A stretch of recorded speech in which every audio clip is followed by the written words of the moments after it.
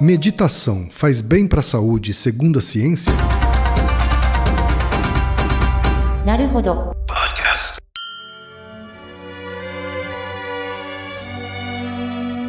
Bem-vindo ao Naruhodo, o podcast para quem tem fome de aprender. Eu sou o Ken Fujioka. Eu sou Altair de Souza. E hoje é dia de quê? Ciência e senso comum. E hoje, Altair, é dia de confrontar a ciência com a sabedoria popular aqui no Naruhodo. Isso, com mais uma pergunta dos nossos ouvintes. A pergunta de hoje, Altair, veio do Gabriel Henrique Marcondes Roda. Tem 25 anos, é programador de Barueri, São Paulo. Vamos ver. A pergunta dele tem a ver com uma atividade que está muito relacionada às religiões orientais. E por isso, durante muitos anos, enfrentou um certo ceticismo da ciência em relação à eficácia dessa atividade. Estamos falando da meditação. Sim. E a pergunta que o Gabriel Roda nos mandou aqui é se, para a ciência, a meditação tem, de fato, algum benefício para a saúde. O que você pode dizer para a gente sobre isso, Altair? Para começar, era bom, vamos distinguir dois conceitos. Tá? O primeiro é o conceito de meditação, que é algo bem genérico, e o conceito de mindfulness. Ok. O que é estudado cientificamente, né, como prática alternativa e que possui muitos benefícios, né, pelo menos cada vez tem aparecido mais trabalhos e artigos, inclusive eu publiquei mesmo, ajudei a publicar um artigo sobre isso, sobre o efeito do mindfulness. Falando um pouco mais sobre as diferenças entre esses dois termos, meditação é uma definição genérica para qualquer coisa que você fique sentado acreditando em algo transcendente, qualquer tipo de bobagem junto disso. Então, pessoas que meditam embaixo da cachoeira, olhando para cristais, imaginando que o Ashta Sheran vem com as naves espaciais e faz alguma coisa.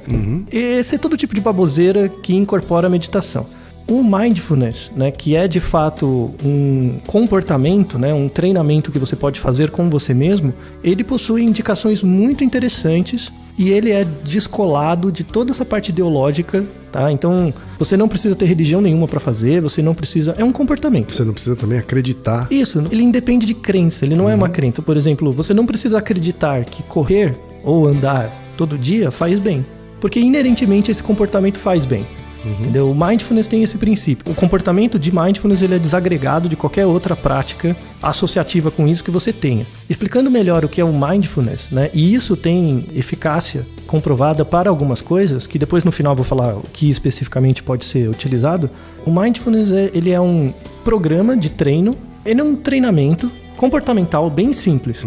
Então, o início, você, por exemplo, você pode fazer de manhã, no meio do dia, à noite, né? Você tem que separar um período do seu dia. Normalmente você começa com um período entre 5 e 10 minutos, tá? Você tem que ficar sentado, ou pode ficar naquela posição de lótus, né, que eles falam, com as pernas dobradas. Você tem que conseguir manter a sua coluna reta e você tem que prestar atenção na sua respiração, de olhos fechados, tá? Não é para você sentir sono. Normalmente no começo do treinamento você sente, é normal. Mas com o tempo, o treino para isso é você prestar atenção na sua respiração, na inspiração e na expiração, só isso. O objetivo final é que você mantenha a sua cabeça vazia. Então toda vez que aparecer um pensamento, alguma coisa, eu tenho que fazer isso hoje, tipo, você vai tentar tirar isso. Afastar esse pensamento. Afastar. Eu já li uma expressão do tipo uma atenção relaxada. Isso, é bem isso mesmo, essa atenção relaxada. Se você tentar, né, fazer isso, por 1 minuto vai ser muito difícil você conseguir, fazendo 1 ou 2 vezes, né? A ideia é que você se force a fazer toda vez um pouquinho. Com o passar do tempo, você vai ver que vai ficar mais fácil manter essa atenção, né? Essa atenção relaxada. Vai ficar cada vez mais simples. E aí você vai conseguir manter esse padrão de atenção relaxada por mais tempo, tá? O recomendado é que você consiga manter esse estado por cerca de 10 minutos, depois você vai aumentando para um período de no máximo meia hora. Se você conseguir, né, depois de um certo treino, que em geral leva entre 3 e 5 semanas, né, para você conseguir ficar, por exemplo, os 10 minutos, né, nesse estado de atenção relaxada. E depois conseguindo com meia hora, se você fizer mais ou menos isso 3 vezes por semana, você tem benefícios. Benefícios cognitivos, então...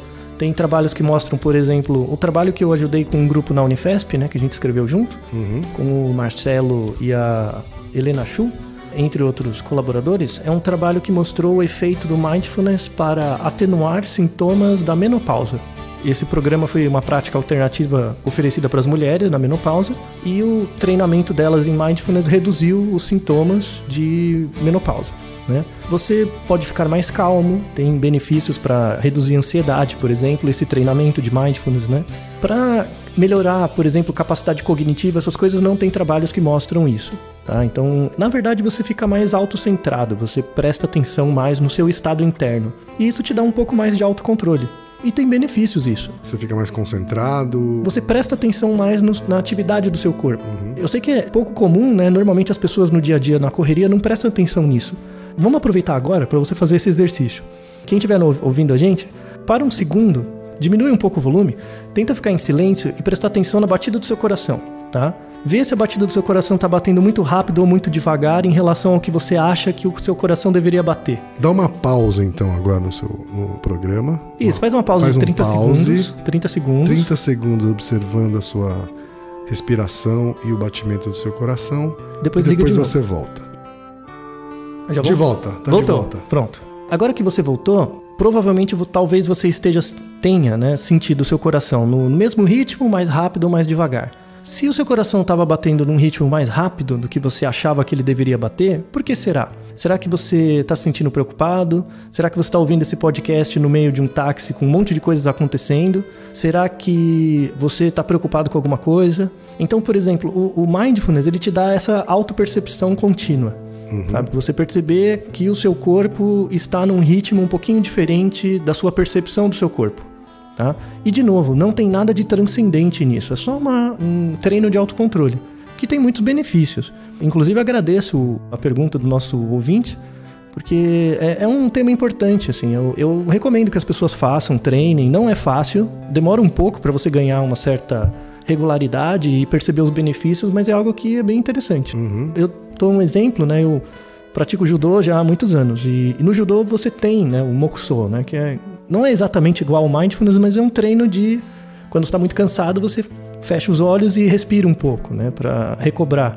E ele é bem eficiente. Eu já tentei meditar e tive muita dificuldade no começo. Não é fácil. Assim. Não é fácil começar. Tô lendo aqui também, Altair, que algumas descobertas, são todas descobertas recentes, né, sobre benefícios da meditação, do Mindfulness para a nossa saúde, né? Uma delas, por exemplo, menciona que alguns estudos já apontam algum tipo de melhoria no sistema cardiovascular. Sim. Outro tipo de benefício que também traz é também na diminuição de casos de insônia. Isso, tem também. E de outros tipos de distúrbios mentais, né? Na Unifesp tem um grupo de pesquisa, né, em Mindfulness, e eles têm feito trabalhos, sobretudo, que verificam a associação entre meditação e sono. Né? Então, com insônia, menopausa e insônia, coisas do tipo, e tem bons resultados mesmo. Lembrando que, assim, né, de uma forma bem geral, a gente tem dois sistemas dentro da nossa cabeça, né? O sistema simpático e o parasimpático. O sistema parasimpático são movimentos, né, ou sistemas do seu organismo que você consegue controlar. Então, por exemplo, o seu comportamento motor, pegar coisas, faz parte do parasimpático, né? Mas você tem o simpático. Os simpáticos são reflexos que o seu corpo emite. E ele faz por conta própria, você não tem controle sobre ele. Então, por exemplo, se eu bato no seu joelho, você tem um reflexo e seu pé levanta. Isso faz parte, é uma das coisas que faz parte do sistema simpático. O seu sistema cardiorrespiratório, ele é simpático, né? Você não precisa pensar no seu coração para ele ficar batendo. Claro. E esse exercício de Mindfulness, ele te ajuda um pouco a alinhar, né, esses sistemas, né? Então, ele ajuda você a ter um pouco mais de autocontrole sobre o seu estado interno.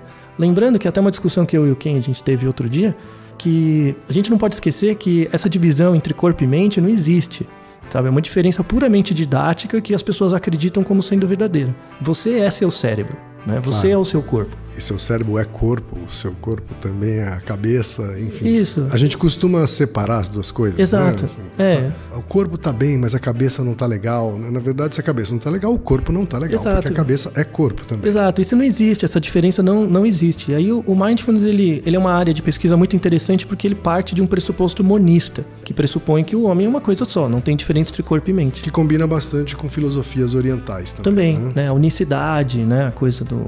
Sem o aspecto religioso em si, mas o paradigma é bem interessante, vale a pena as pessoas tentarem fazer, tá? Então recomendo, não vai ser fácil, mas se você conseguir, você vai usufruir de benefícios interessantes. Então é isso, né, Altair? Então, meditação faz bem para a saúde, sim, comprovado cientificamente. Sim. Né? Obrigado pela pergunta, Gabriel. Obrigado. E Naruhodo, ilustríssimo ouvinte.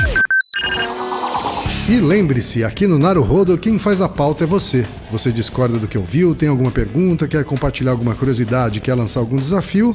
Escreva pra gente. podcast@naruhodo.com.br. Repetindo, Altair. podcast@naruhodo.com.br. Então até o próximo Naruhodo. Tchau.